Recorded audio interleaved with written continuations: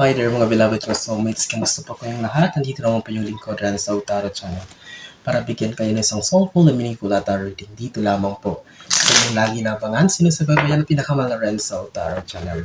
Ating pong reading ngayon isang general reading para sa ating mga pinakamahal na sa sign ng Libra. Okay, this is for you Libra, Sun, Moon, Rising, and Venus signs. And kapag nagustuhan niyo po or nakaresonate po kayo sa ating reading, don't forget to comment po. Nababasa po ako, nagre-reply ng mga comments. Like and share also. And don't forget to subscribe po our channel. Sige po. May shoutout po sa lahat ng ating soulmates sa buong Pilipinas at sa buong mundo na lagi nanonood, nag-aabang at nagbibigay nakakataba sa puso na suporta. Maraming salamat po sa inyo. And sa tawag nito, I am praying and hoping that you're in a very good condition, you're safe, you are healthy, and of course, you're happy. Sige, last one para sa Libra. Sun, Moon, Rising, and Venus signs. Kunin na natin ang 10 baraha. Spirit Universe, Spirit Guides, Angels, Ancestors, 10 cards please for Libra. Okay? Yun. 2, 3. Kamusta po kayong lahat? Hindi po ako magsasawang magpasalamat po sa inyo sapagkat simula noon hanggat ngayon, nandyan pa rin po kayo.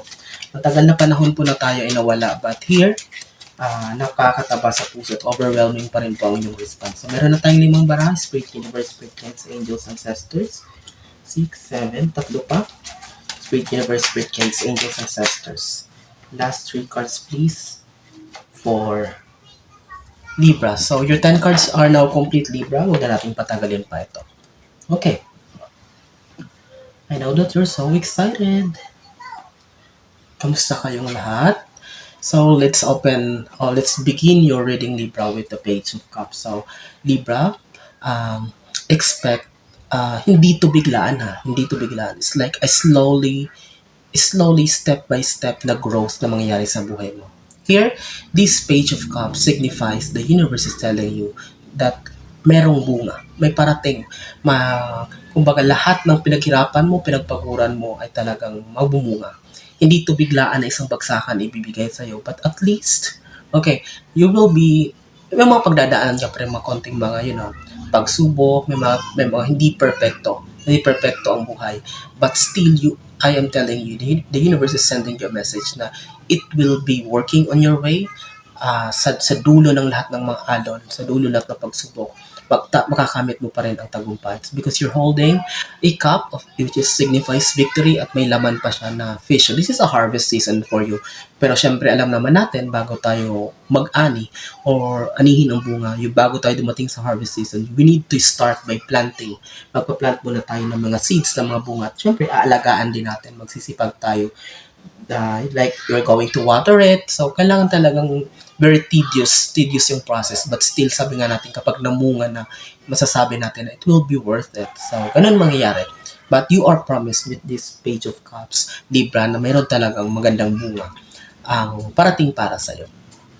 So we have here the King of Swords, okay, kasama din ng unti-unting transformation mo is about your emotion. So I can see her, Libra, na magiging matured in terms of decision making. Here you are. Unti-unti mo itong mararamdaman na parang dati mahiyain, may fears, hindi kayang humarap sa tao. Pagdating sa desisyon, you're always considering asking for ideas, options sa ibang tao, but now you will be transforming into a kind of Libra na parang, ay kaya ko na to. Parang unti-unti mo na ma-discover na haharap ka na. You will be doing things, you will be deciding things on your own. And that is a big improvement for you, Libra. Okay?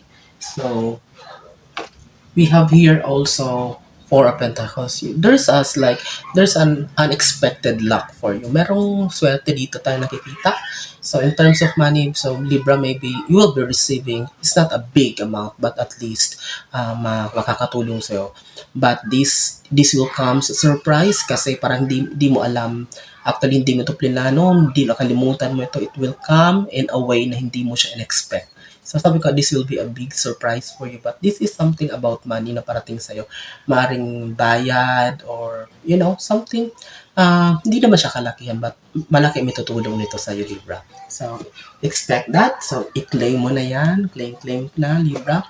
We have here the Nine of Wands. Be careful, Libra, sa mga taong nag-stalk sa'yo. Maybe mag-comment nga kay Libra kung may stalker kayo dyan, but I can see her some people that is observing you, minamasdan ang mga galaw mo, or maybe it's because they are observing your ways, or maybe it's maaaring kung sa trabaho ay parang siguro not only your colleagues, even your boss or superior na parang tinitingnan mo na kung saan hanggang saan ang kaya mo or yung galing mo. But uh, I can see her kasi magkasunod rin sila ng Four of Pentacles, parang involvement of money. So, be careful sa baka mamaya masyado kang nagdi-divulge ng kung magkano kinikita mo, sinasabi mo, pinapost mo sa social media, yung mga properties mo, mga bahay, sasakyan. Be careful with that kasi lalong-lalo na uso-uso ngayon yung, scammers at the same time. Maraming mga taong inggitero ngayon.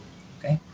To tell you honestly, pagpasok lang ng January 1, 2026, nag-deactivate na ako ng aking social media accounts. Only this YouTube na lang ang natira and my TikTok. So, but the rest, na-feel ko yung peace, okay? Na-feel ko yung peace na hindi na alam kung anong nangyayari sa mga tao sa paligid, So, if you can, kung kaya nyo, gawin nyo rin kasi iba talaga yung peace na mararamdaman kapag nag-detach ka na sa social media.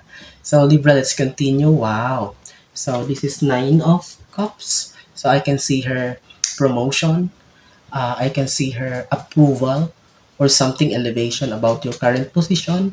Kasi this is like a boss, like a manager. So, I can see her also recognition, award sa something na craft na minaster mo or magaling ka na maaring nakapag-contribute sa work mo, sa community. So, I can see her recognition para sa'yo. Makikilala ang pangalan mo, kikilalanin. You will be setting also Libra as an inspiration. You will be inspired a lot of people. Maybe if you're doing a content creation also, you're a blogger, so you're doing something inspirational. So that will be working, that you will be gaining a lot of followers na nakikita natin dito sa Nine of Cups na ito. Okay? So let's continue. I hope nasusundan nyo po and kapag naka-resonate kayo ay mag-comment po kayo. I am reading and replying to all the comments, like and share. And subscribe na rin po kapag hindi pa kayo nakasubscribe, okay? So, let's go to the second row of our reading. Pang-anim mong baraha, Libra, is the Knight of Wands. So, may good news talagang parating. This will come as a surprise, but related talaga ito also with your career. Kasi ayan yung tatlong pyramids sa backdrop. So, maybe it's related sa trabaho or something na big news na parating sa'yo. So, may mensahero na parating. And here's like you will be happy, you will be surprised also. It will elate you.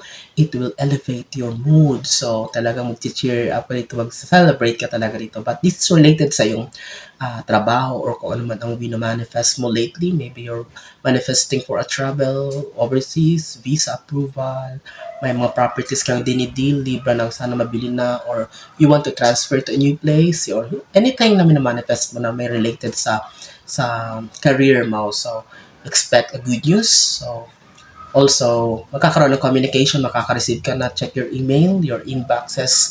So, that will be ringing in the soonest time with good news for you. Okay?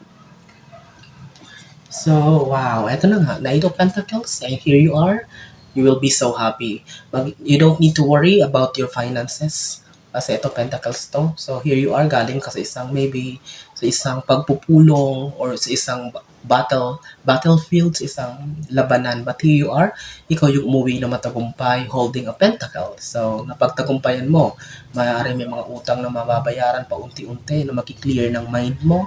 May mga properties na masisettle, the conflicts about property. So, business growth, anything good news about any kind of money related that will be making you happy, Libra. Kasi ayan yung background na yellow, so it's a very vibrant color, yellow, color of joy and happiness. So you will be so happy.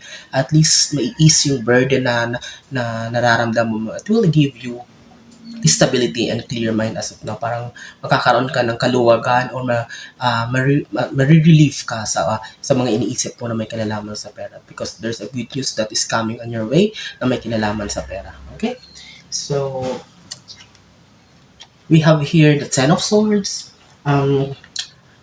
Ten of Swords, so there's a certain situation na nagde-drain ng energy mo, Libra. pakitanggal na yan or pakilayo na yan. Maybe, I can see here kasi magkatapat sila sa Four of Pentacles. Sabi ko, swerte luck. Or maybe, you are doing a thing, may ginagawa kang bagay na parang nakaasa sa swerte or bishop. To tell you frankly, I can see here sugal or any kind of gamble or parang activity na may kinalaman sa umaasa kayo sa swerte or sa kapalaran. Okay, so maybe this is slowly consuming your energy or draining your energy. Please detach from it and habang maaga pa kasi talagang ibabaon ka nito, i-drain ka nito, mamroblema ka nito Libra kapag hindi mo tinapos yan. Ito talaga nakikita mo dito. Ito yung pinoproblema mo. Something about na may kinalaman sa swerte. So ano ba yung mga ginagawa natin na may kinalaman sa swerte? Tumataya tayo sa mga online casino or maybe physical casino, nagsasabong, nagtotongit. So tumataya sa loto na to the point na walang problema dyan kapag may sobra kang pera. Pero kung pati yung pang-araw-araw mo na, syempre ay naitataya mo na, maapektuhan ka kasi mangyayari niyan, mangungutang ka. So to the point na it will affect your, not only your financial state, but also your mental, mental health. So, Libra, kung kaya, na please tapusin na yan or tanggalin na yan kasi hindi maganda nakikita natin dito na baka maapektuhan ka sa ang iyong kalusugan. So, we have here the Six of Pentacles. So, ayan it's like parang may mga Libra dyan. Alam niyo naman ako, prangka ako magsalita, diba? I do not sugarcoat words just para magmukhang maganda. Alam mo, parang dumating sa point na parang namamalimos ka na. Parang humihingi ka na.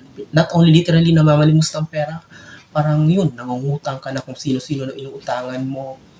Parang to the point na parang dati hindi mo ginagawa niyan. It's like you're begging not only money but even your attention, your time. Kasi parang you're asking for things na parang ganito, please tulungan nyo naman ako. Parang nakikita natin dito, Libra. Okay, kung ayaw mo talaga mas lumalayan, please detach from things kasi eto pa, magkatapat. Kaya napapag-usapan ka talaga, may mga taong nag-evil eye sa'yo, pinagchichismisan ka or kung ano man kasi nga dito sa sitwasyon mo. Maybe your intention is good or hindi mo naman ginagawa yan, hindi ka naman nagchat-chat para mangutang lang. Kasi of course, you want to pay someone, parang gusto mo may bayaran, may gusto kong bilhin, wala masama dyan. Pero kasi nangyayari parang nami-misinterpret ito ng mga tao, uy si chinat ka din ba ni Libra kasi nangungutang, ay balita ko kasi baon sa utang kasi ganyan, nagsusugal, kung ano-anong ginagawa, may bisyo. So, Libra, be careful, be cautious. I'm telling you, okay? Kapag hindi naman kayo na-resonate, wala namang problema. If this is not for you, just leave the video. Pwede nyo hanapin na yung energy sa ibang reading. Okay, Libra, 10th and last card mo is the 8 of Cups. So, talagang you are on a what is this situation na unstoppable, okay? Kasi, ayan hindi ka, although marami ka nang napatunayan, marami ka nang napanalunan, marami ka nang recognition, but still you are searching for more. Walang masama dyan. You're unstoppable and here you are, siguro meron kayong mga iba namang activities na gagawin. Para kung ako sa inyo, tigilan nyo na yung ginagawa nyo ng vision na yan. So why don't focus or search for something new na makakatulong sa growth or development nyo? Or maybe if you have the skills of writing, singing, so broadcasting or doing a podcast. Kasi, ayan magkatapat sila ni 10 of ni 9 of Cups. So, nagsabihin talaga nitong, sabi ko, di ba, you will be inspiring, you will be gaining followers. So, Libra, do it now. Tanggalin na yung mga negativities, mga activities mo ginagawa mo na nagsisilbing blockage. Kasi hindi maganda yan. Why don't focus on doing something new, something productive na, malay mo, this is your break point or parang ito na yung dito ka makilala talaga. And at the same time, dito mo na mahanap yung path mo. Ito na talaga yung gusto mo, ito na yung calling mo, this is the universe has something prepared for you, Libra. Okay? I hope may natutunan kayo. I hope sundan nyo ang ating reading. And kapag naka-resonate kayo, don't hesitate to comment, like, and share. Of course, don't forget to subscribe. Maraming salamat. Hanggang sa susunod nating pagsasama, ano man ginagawa nyo, mag-ingat po kayo lagi. God bless us all.